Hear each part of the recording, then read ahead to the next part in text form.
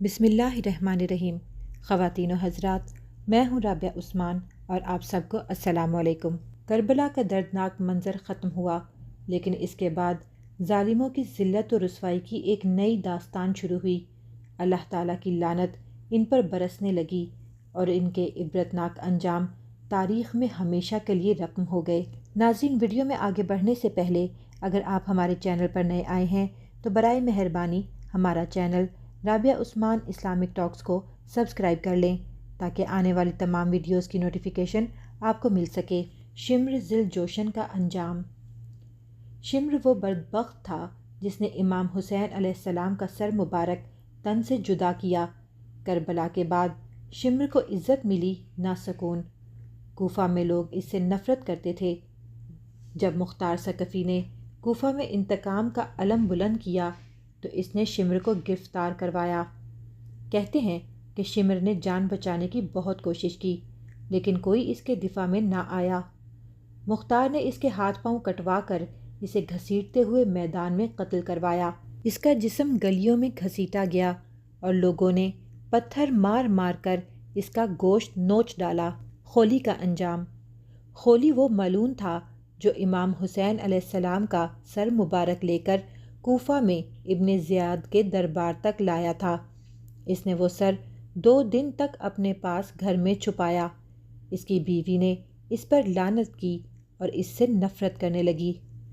مختار کے انقلاب کے وقت خولی ایک کنویں میں جا چھپا، لیکن مختار کے سپاہیوں نے اسے تلاش کر لیا۔ اسے کنویں سے نکال کر سرِ عام تلوار کے وار سے قتل کیا گیا۔ اس کا خون سڑک پر بہا اور لوگوں نے خوشی منائی۔ ابن زیاد کا انجام۔ ابن زیاد وہ سفاک گورنر تھا جس نے امام حسین علیہ السلام کو شہید کرنے کا حکم دیا۔ وہ سمجھتا تھا کہ یزید کی حکومت ہمیشہ قائم رہے گی، مگر اللہ تعالیٰ کی تدبیر غالب آتی ہے۔ جب مختار کا عروج ہوا تو ابن زیاد شام بھاگ گیا۔ بعد میں ابراہیم بن مالک الاشتر نے ایک جنگ میں اس کا سر تن سے جدا کیا۔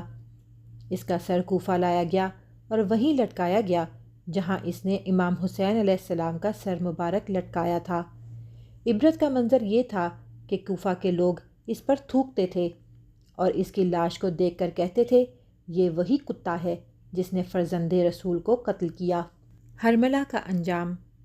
حرملہ بن کاہل اس لعین نے حضرت علی اصغر علیہ السلام کو 3 شاخہ تیر سے شہید کیا۔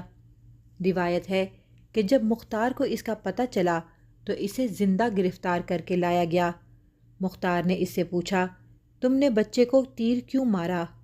حرملہ نے جواب دیا، مجھے حکم ملا تھا۔ مختار نے کہا، اور اب تجھے اللہ تعالیٰ کا حکم ملے گا۔